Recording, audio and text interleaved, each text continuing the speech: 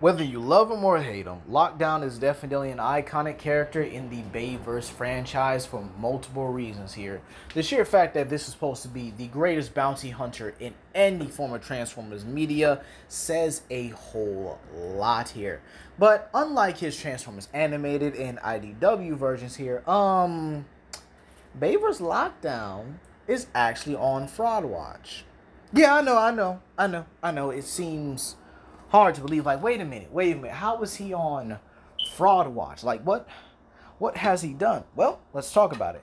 Now, again, what actually keeps Lockdown from being on full-on Fraud Watch, like, or actually being called a fraud himself here, is the sheer fact that he was able to give the work to Optimus in the final part here. However, that can be seen as a little bit contextual in its own right. But let's talk about it from start to finish. And we're going to have to talk about his scars. You see, Lockdown himself has always been portrayed as the greatest bounty hunter in all of fiction, like I said earlier. And of course, sometimes when hunting, you do have your moments where you will collect wounds. However, those wounds are normally seen as trophies. Now, it is a common theory, and I think it's accepted at this point, that Mirage and Sideswipe were the ones to give Lockdown his scars on his chest and his eyes, respectively, here. And again, most people actually think that Sideswipe and Mirage are dead. However, this has been debunked. You see, if you guys want to go to Theory Mrs. channel attempting to solve the Transformers 4 kill card mystery, we actually get the noteworthy and the debunk of Sideswipe and Mirage being dead. Now, this is actually pretty important here because Lockdown still has those scars. He didn't get it from Optimus because he had to ambush Optimus outside of Mexico City, but when did he get those scars? Well, here's the thing, right? We do know the Autobots were all together under the leadership of Bumblebee, who had the most experience on Earth at that point.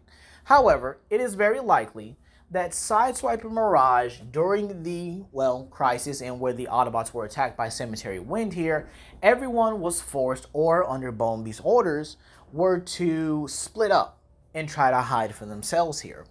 And, I don't see Sideswipe and Mirage leaving each other at this point. They were brothers in arms, and pretty much they got along far too well with each other to the point where they were the most iconic duo in the Bayverse and a most iconic trio when Bumblebee was there alongside them. So it's unfortunate that we never got to see this trio again, and we got Crosshair's Drift and Hound alongside Bumblebee. However, we do know that Lockdown's more bigger scars on his chest are from Mirage. This is because the blades themselves, or the injury, or the opening of these wounds on his chest here, are just far more, just far too big for Sideswipe's more narrow ends of his blades, which we do know were the ones that gashed Lockdown's eyes. So here's what I think happened. Lockdown and Cemetery Wind managed to ambush Sideswipe. Now, Sideswipe was actually ready to fight this time. Now, the reason why I would say that is because, again, some of these Autobots do have a bit more looser morals with humans. While they're not made to go into contact with humans, they will defend themselves here, unlike Ratchet. Now, I do believe Mirage was in the general vicinity of Sideswipe and was making his way to him when the commotion was going down here.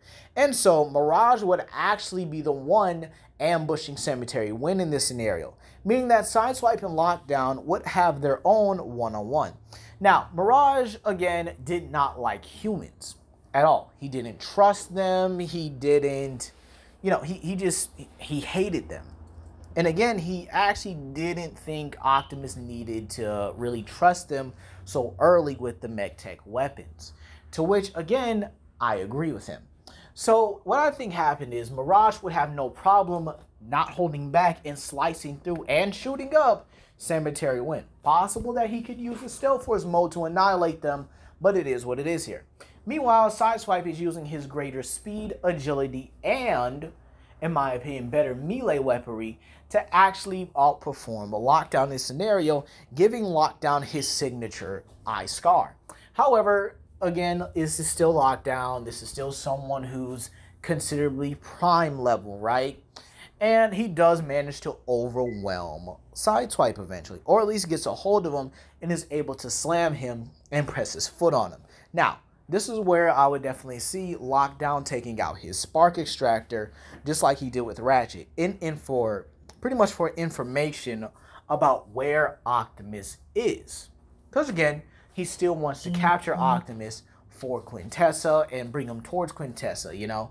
I actually think it would have been interesting if, well, the Autobots actually lose Optimus during the movie. You know, they actually, you know, Optimus winds up getting captured and stuff here. And then, you know, Quintessa and Lockdown, along with Megatron, now have Optimus under their control. I think it would have been pretty interesting. Now, Lockdown is about to, you know, use a Spark Extractor on Sideswipe because, again, he doesn't know where he is.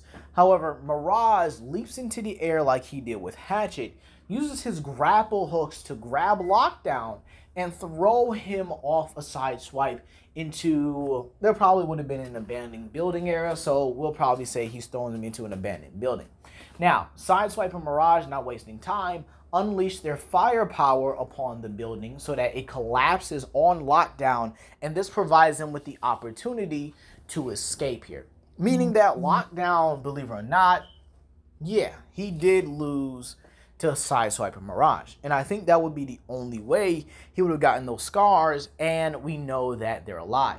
Now, I know a lot of people are going to say, well, you know, Lockdown's parts or Sideswipe's parts were on Lockdown's ship. And again, we do understand that, one, those were props.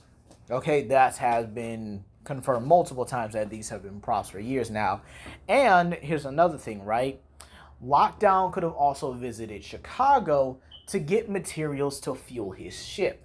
You see, Lockdown's ship actually does have an industrial grinder to where it takes parts and uses it to make fuel and to pretty much just, you know, fuel the ship. So what if Lockdown went to Chicago, hunted down any remaining or hiding Decepticons, and or looked for Autobot materials or just Cybertronian materials in general to where he could fuel his ship for the time being, because again, he was going to be on Earth for quite a while. And then we also have to talk about Lockdown's hunting in general. We don't even see him actually kill any Autobots other than Ratchet, which again was done with the help of Cemetery Wind, which I find to be kind of shady in my opinion, or kind of sketchy in my opinion, right? Considering the sheer fact that Optimus was ambushed outside of Mexico City, likely lured there as well, and Lockdown and Cemetery Wind set an elaborate trap. Lockdown shot him in the chest 3 times and mortally wounded him. And yet, Optimus still managed to likely fight off Lockdown, beat Cemetery Wind, likely having to kill some humans, and then would go on to escape. You couldn't handle an already mortally wounded Optimus when he was just barely fixed up by Cade Yeager as well. And in all honesty, that's a pretty sketchy look here. The sheer fact that you couldn't handle an Optimus that is weaker than his Dark of the Moon self makes that even look 10 times sketchier. So, why? Well, why couldn't he handle an Optimus that was just fleeing? You know, trying to get away from him again.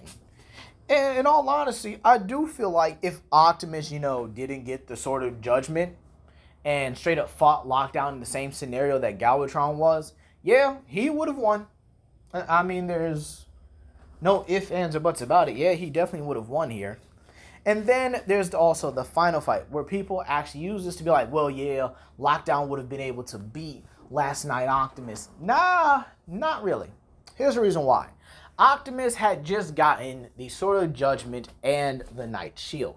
Now, this is important because Optimus with the shield was actually beating Lockdown, who had more weapons on hand, had surprised him, and again, well, you know, used the environment to his advantage. And Optimus, fighting normally, and believe it or not, honorably, was able to still get the upper hand, and in all honesty, could have killed Lockdown if it wasn't for Cade getting himself into a troubled situation, which unfortunately allowed Optimus to turn his back and got him, well, stabbed with his own sword. Now again, this could even play out for characters like Ratchet. Ratchet is just as formidable, if not more skilled, than Ironhide. Someone who I think we all could agree, if made it to the likes of Age of Extinction, would have kept the Autobots together and more than likely would have killed Lockdown. And you know what? I will explain a bit more about that when I do What If Jazz, or Can Jazz Survive Age of Extinction? To which you guys are going to be surprised about those results, because Jazz, believe it or not, actually scales to Ironhide. So with that being said here, let's get back to the main subject.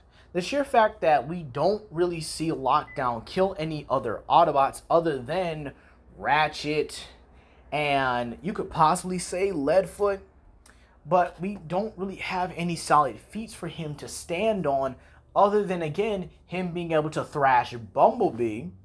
And then also his fight with Optimus, which again has that little bit of context. Now, I know some people are going to say, well, he captured the Dinobots. Yeah, but how? He's not beating them in a physical fight, or if they're all just going to jump him and tag team him. That's a big no. I mean, especially the sheer fact that there were supposed to be like, what, 6 or 7 Dinobots originally, with them having Slash the Velociraptor, Snarl, and then Slog the Ankylosaurus. And possibly in concept art, there was also supposed to be a Parasaurolophus and an Ankylosaurus Dinobot as well. So, yeah, if we're saying that Lockdown had captured all these Dinobots by beating them, like physically and stuff, one-shotting them like Optimus Prime, then, there should be no reason why he wasn't able to just beat down Optimus and pretty much just capture him those first 2 times. Again, Lockdown ain't built like that. The best way we can actually know he captured the Dinobots is either one of 2 things. Number 1, he appeased to them and eventually winding up finding a way to simply capture them. Or, option B, the Dinobots were another group of Cybertronians that Lockdown found entertaining and hopefully, just wanted to capture them and use them as trophies. Now again, it's very possible Lockdown probably wanted to convert them, but we don't know that just yet. But we know he at least captured them with the magnet on his ship, which again was an altered version of the Knights Temenos. It's very possible that the ship the Autobots used to broke off of was the Dinobots' original ship, with this one, the Knights Temenos here, being given to him by Quintessa, which again makes more sense. Because again, all these Knights had these ships. These ships were created by Quintessa. So, what's to say she didn't have an extra one lying around for Lockdown and his mercenaries to use? And what's to say the Dinobots were just another group of Knights to where, well, Lockdown decided to capture him as trophies utilizing his magic when they were on possibly a jungle-like planet just chilling out and minding their own business, excuse me. And plus, in The Last Knight, we all remember Grimlock thrashing Megatron and the rest of the Decepticons and forcing them to retreat. And this is one of the strongest versions of Megatron, being able to pin down Optimus Prime with just one arm. And could have killed him if he had just pressed that sword down just a little bit more. And well, yeah, it probably would have been no more Optimus, right?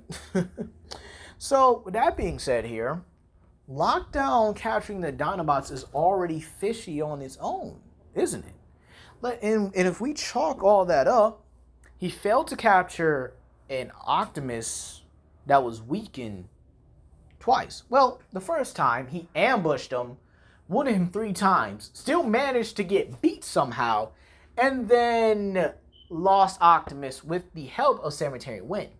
Then we have the fact that when Cade barely repaired Optimus, at least to a decent degree here, he still failed to capture him, got a hook thrown around his neck, and simply just left there, embarrassingly. So, yeah, that definitely should sound a bit more questionable now, doesn't it?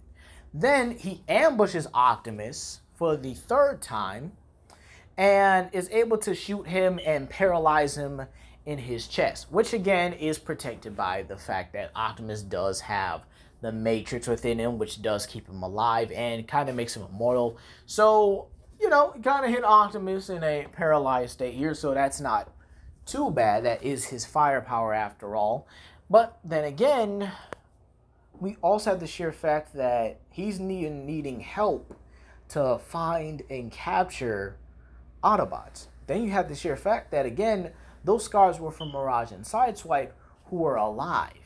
Now, again, I know a lot of people are still going to be contentious about that because, again, the props or the pieces that we've seen in Age of Extinction in the KSI factory.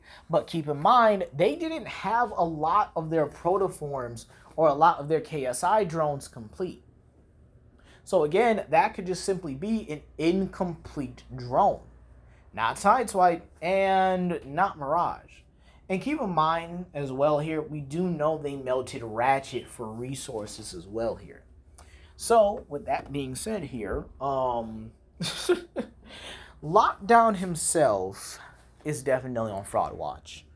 Doesn't really have too many solid feats for him to stand on, other than, again, that Optimus Prime fight.